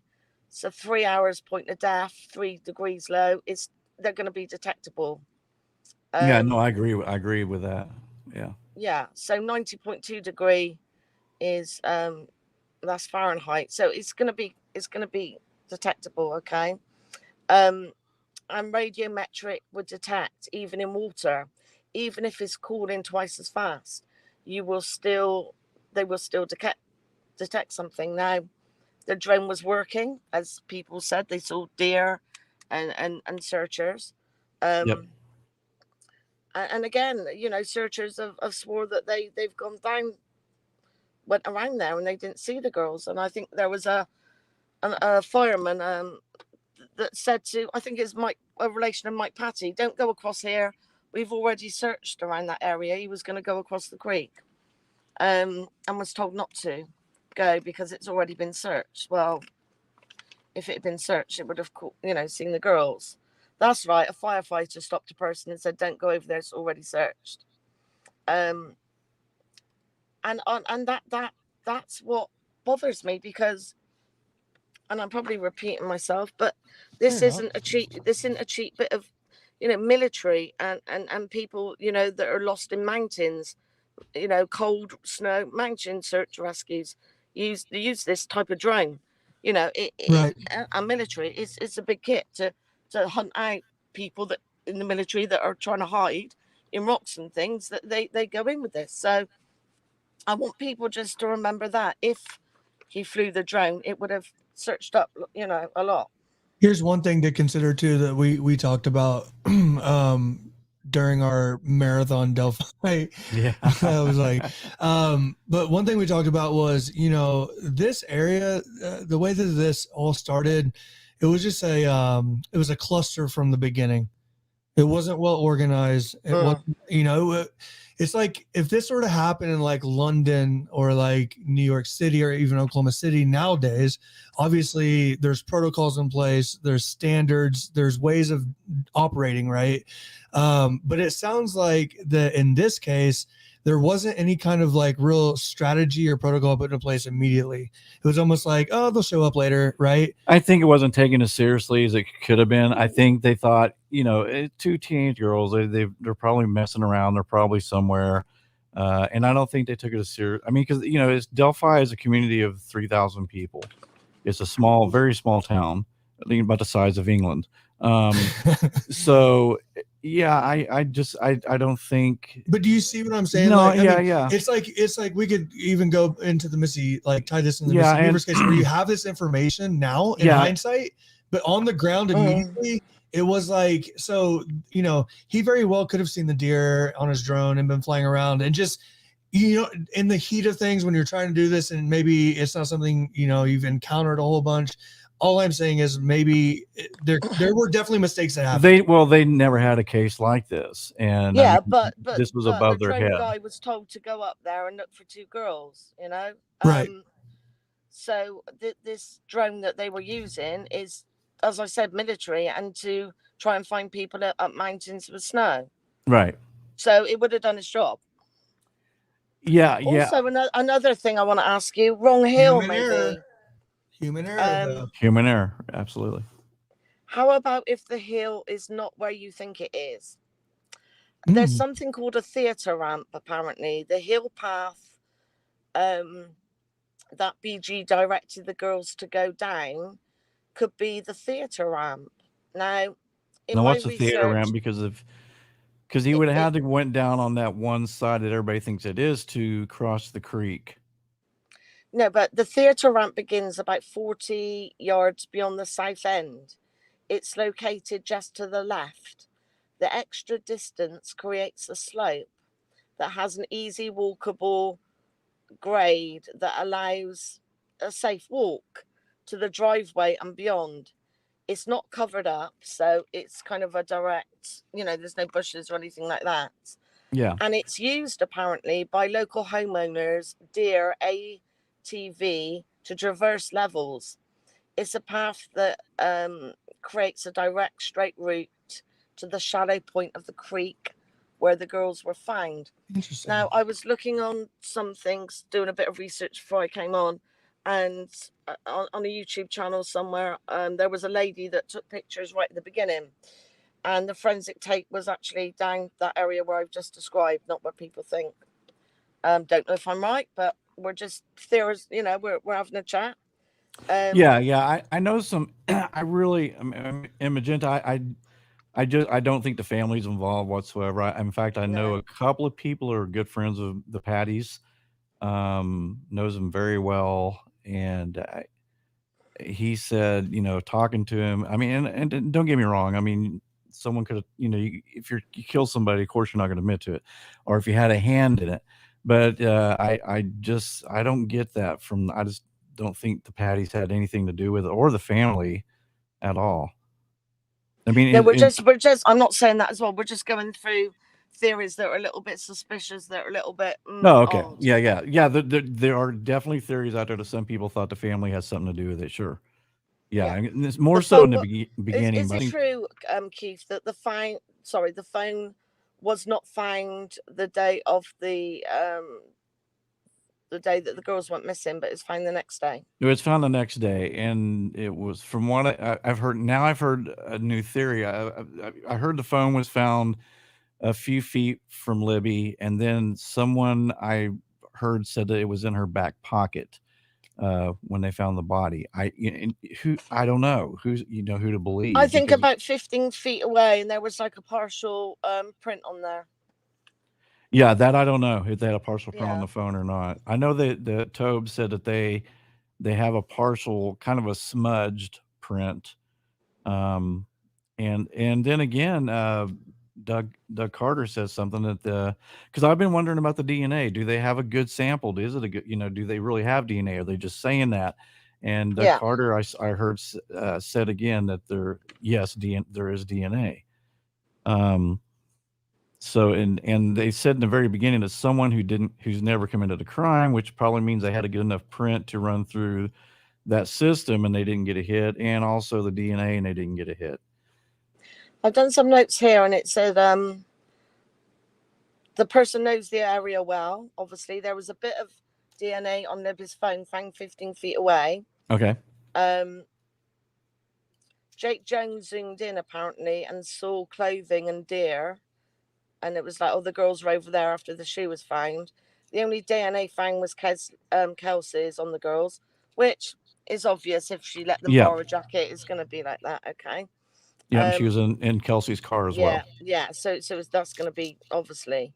There was a lot of trampling on the crime scene. Lots of different contaminations, I was told. It was very, very contaminated. I mean, people were all over the place. It should have been taped off immediately, and that's part of protocol. But again, I think we got a small town who didn't really think these girls were probably murdered, didn't know how to handle it. I mean, have you thought about this with the partial print too, though? Like, because I'm thinking about my phone right now. Like, I work with kids all the time. They're constantly picking up my phone. I see Kennedy, my daughter. They play with each other's phone. So, do you think that partial print just could be from like a kid? Hence, why it wouldn't be in the system. Does that make sense? It's possible. Nothing to do with the murder at all. She tossed the phone or whatever. And Mona brought up here's something I totally forgot about, and I want to bring this up. I said, why did they take the dog? The DNA may be from the dog. Yes, the Keegan Klein, again, correct me if I'm wrong, they took the dog because they must have had maybe dog hair fibers. And really comparing the fibers. Yeah, they took his dog. They took. I mean, that's what I heard. They took the dog, which I would think, why didn't they just go and take a hair sample from the dog? I mean, yeah. That didn't make sense to me either. So there must have been something a little more with this dog than what? It doesn't make sense. Yeah, I mean, you would just think you could probably just brush the dog's hair and take that, put it in a baggie, and there you go. But I heard the same thing, Mona. I heard that they actually took Kagan's dog. Jesus. So there must have been some animal hair at the crime scene or on the girls. Or something like she said saliva. Or saliva. Yeah. That's true, and that's a good point. Mona seems lovely. You've got lovely people here. Yeah, we have our family. Thank you, everyone that's listening. Yeah, we have the best crew, man. I always joke about our usual 15, and I'm joking when I say that. I appreciate every single person that comes in here. This is my favorite. And it's it's fun. And one thing nice about it says we have 38 people watching, right? Okay, so it's easier to watch the chat room. Okay? Yeah. That and then plus, it's not like I'm not in this to get a gazillion people. Yeah. I mean, that would be cool. Our family is awesome. We have a little, we have a little nice close knit family. It's awesome. But so with that said, I've made a few notes if you want. What I picked up psychically. Yeah, go ahead. because I've just gone through, bits and bobs that we spoke about. Could they have used a deer sled? Could they have used a canoe? Another thing, they could have been planted there the next day for sure. That's why the drone didn't pick them up, and nor did the searchers. That is a possibility, and that's why a lot of people didn't see them. Well, that was Matt Sullivan's first theory. Okay. That the bodies were moved back. We've had Matt on a couple of times, and the very first time he came on, he said he definitely thought that the girls were killed somewhere else, taken back. Then he recanted on that. The next time he came on, I think he just thought it was human error, that the guy possibly didn't. He may have said I flew over that area, but maybe he didn't. Right. How about the searchers though that swore that they went there and didn't see anything? I don't know. We'd have to have Matt or somebody back on. Someone that's Call more that Magenta and Matt on at the same time. Yeah, we might get Matt on. Poor Matt though, and he had so many people were slamming him because he went into it was a Carroll County corruption thing first, and but which I'm sure there's corruption anywhere you go. Yeah, Magenta, are you familiar with Matt Sullivan? Matt Sullivan. He's from Crime Dive. Crime Dive. Yeah, he has a channel called Crime Dive. He has put his whole life into this thing. Facebook, but it might be Matt's Facebook. I'm not sure. Yeah, him and Anthony Greeno. I think I saw him on your channel, and I thought, I'll subscribe. I'm not on many things. Most of my YouTuber, Sunny Justice. I like her, and Clutch, and Rod Holt, as I said, and Mind Shock. Always, Mind Shock is the best. Is that the Brit? Different things. Yeah, very good. Yeah, he annoys me. So, I've got at the beginning, it was called the Snapchat Killers. I feel this is totally relevant. Yes. I'm just writing on what I've written because I did this about a week ago. And who called it the Snapchat Killers? I mean, they did at the beginning, didn't they? Yeah, they did. But who did? I mean, that almost makes you think: does someone know that this was a catfishing thing? Was it a Snapchat? I mean, she did. Of course, she took. I mean, unless they're just talking about the picture that I think they are. She posted on. Okay, yeah. My bad. I'm an idiot. I'm sorry. I'm so dumb. I put this. I feel this is totally relevant. This was a predator with a lust for young girls. I was getting smoke. I'm just reading what I read. Sorry. It's like I was getting smoke and mirrors, pretending to be someone they're not. So what I got in there in brackets, what I feel, it's either a policeman or an ex-policeman or security guard. Okay, it's so someone that did that as a job. Like, couldn't get in the police, so I'm going to be a security guard, or demoted from the police or security guard, something like that. I feel that it's almost like the girl's phone was tracked. The killer was tracking where they were. I've got that they made this scene look like a serial killer, like smiley face. I'm getting that the person or persons, one of them seems quite religious. So I don't know if he quotes things from the Bible a lot or something like that. I was getting pastor, or they live around or near a church. To me, it's like a red brick building. I feel very strongly, and no one said this, so we'll see if I'm right. I feel that they were, it's almost psychically, I'm getting like this guy is dressed like a security or a policeman and said something like, you're trespassing. And they're like, oh, I'm sorry. We'll go. And he's like, no, down the hill. And okay, are you familiar with? Okay, so basically, what you're quoting is from a leak that came out. I think it was last year, and they went by the name Leaker. Leaker. No, I don't know what that. Okay, is. that was basically someone who came out on Facebook, said they had inside information. They said that the girls were approached by a guy who claimed to be a police officer and told the girls, hey, you're not supposed to be on the bridge. Or security or something. Right. And I'm going to have to take you in custody and let's go down the hill.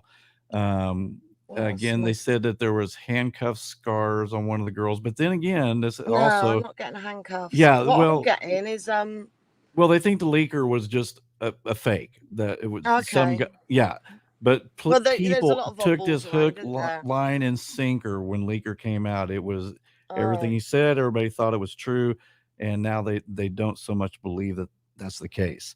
But he did say I that's still feel how. that they were dressed up with something like that, or pretended that they were, you know, I'm security, or I'm a something police security.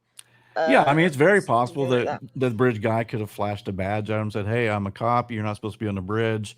You know, that's I'm very possible. I mean, we just don't know. I'm picking up like from psychically, something was pressed on Libby, the blonde-haired girl, side, and she thought it was a gun. But to me, psychically, I was getting a huge jolt. So I feel that it was like a taser or a stun gun. Oh wow. I feel that that was used, because I'm getting like a like a pain and like a jolt, and it's like you can't move, like paralyzed. Mm-hmm. I feel that there was a lot of scratches. I think the police have got more DNA. There would have been a lot under the girl's fingertips. I feel that I'm getting scratches, especially on Libby's neck. There's scratches, and I think there's scratches on the person that did this. Yeah, so I'm just reading my notes. Scratches, hit with this stun gun or this taser. Especially Abigail, hit a lot on with it. I punched in the face. Both of them hit with this stun gun. That's what I was picking up with the scene. I feel this person, this male, again, I'm getting religious, and so I don't know whether he goes to church, as I said, or lives near a church. Mm-hmm. Could there be more than one? Could he be? Yeah, absolutely. Yeah, I think there'd have to be now. I think the law, they know who it is. I think they're kind of covering it up a bit at the moment, and it's to do with legalities. That they have to have enough evidence, which I think they have got. It's kind of like they know who it is. I would say I would want to, again, I've just got this as a note, Liberty's uncle, I think knows, I'm not saying he's done it, he didn't do it, but knows a bit more. So what do you think the connection is with this? Obviously there is some connection, because Keegan Klein, what are you getting when you look at this guy's picture? How he may be involved. I don't think he did it.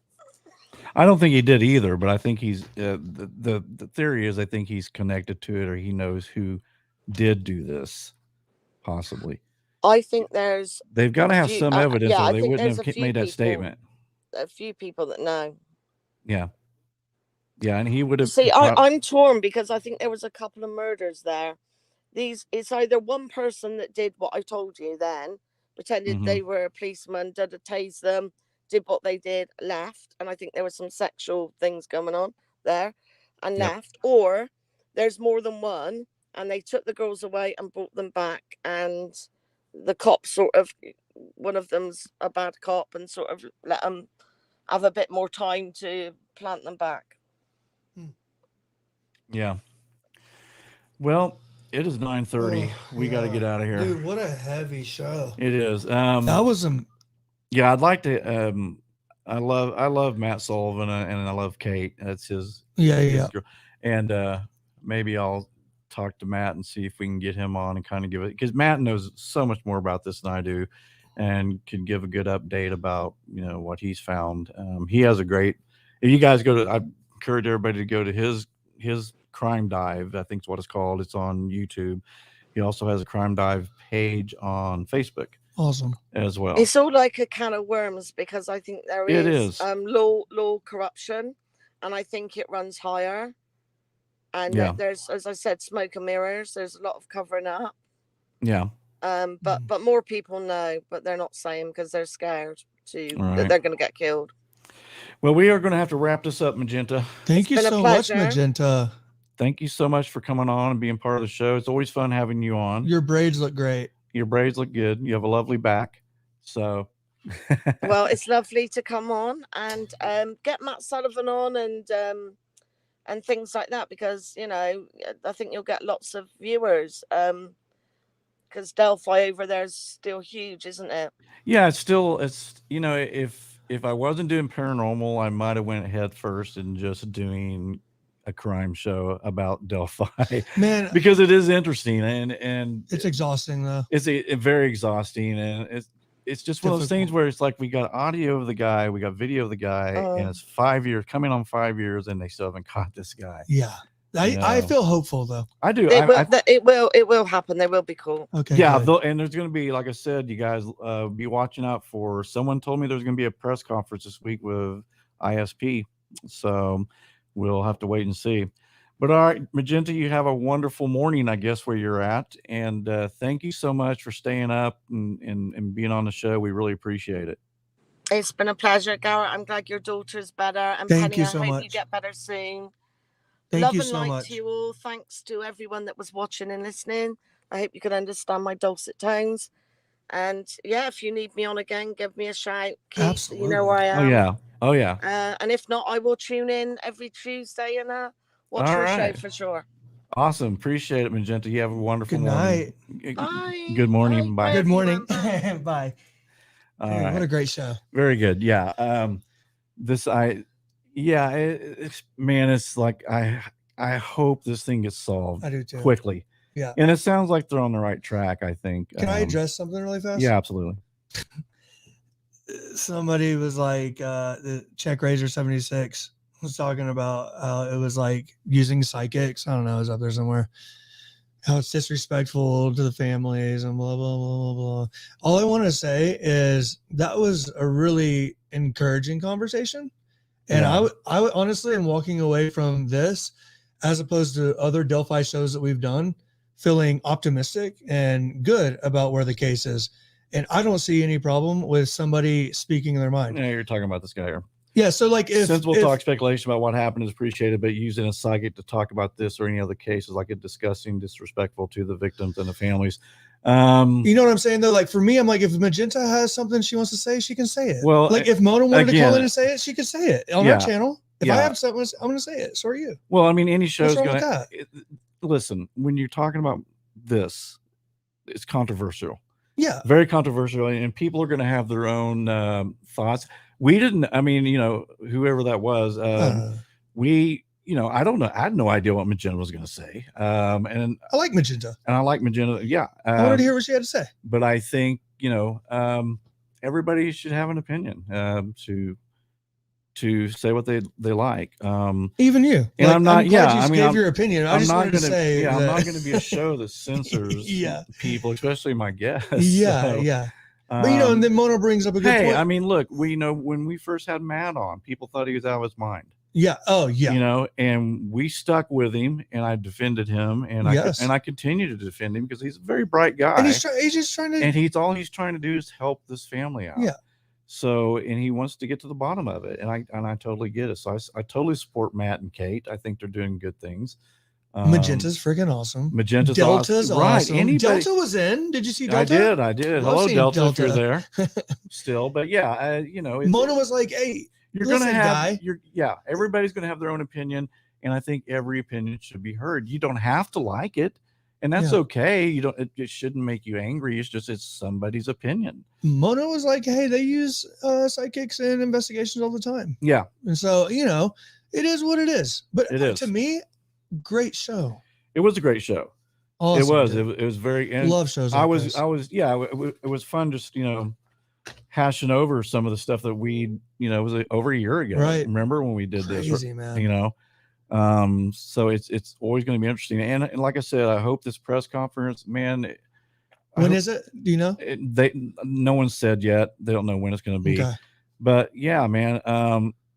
Obviously this Keegan Klein has something to do with this, or there's no way in hell that they would have the done Indiana that. State Police would have came out and said, if you've been in contact with this man, call the Abbey and especially after the scrutiny that they got early on for how they were even giving out information and their public image. Right. They're not going to misstep now. Yeah. And to be a defendant of the police. It's like, we may, after they release everything, then we'll go, oh, that's why they didn't say that.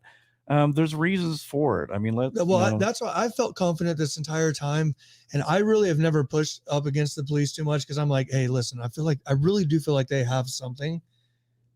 I do too. They've had to. Well, I felt like that they've possibly known who this is. They just don't have enough evidence to indict this person yet. Man, this catfishing thing, though, that's a huge step in the right direction. It's very, and it makes sense. And it also shows everybody that they're still coming through this stuff, man. Yep. They're still grinding it out. So they're still working on it. Awesome, all right, guys. Good night. We will announce what our show is going to be next week. We got to talk. We have to talk. I probably will reach out to, I might see what exactly is going on before I reach out to Matt and Kate. And I know Matt's awesome, man. He'll come on. Yeah, for sure. And I'm sure Kate would as well. And kind of update everybody what's going on, because he's put his life into this, man. He really has. He's into it. So anyway, you guys, thank you so much. We appreciate it, and have a good night.